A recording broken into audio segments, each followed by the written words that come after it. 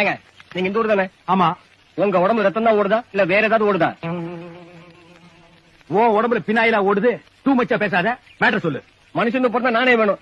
நேத்து இந்த ஊர் ஆளு எங்கிட்ட சந்தையில மாடு வாங்கிட்டு 2000 ரூபாய் வந்து தர்றேன்னு அட்ரஸ் கொடுத்துட்டு ஓடி போயிட்டான். இந்த ஊர் ஆளுங்களுக்கு ரோஷமே கிடையாதா?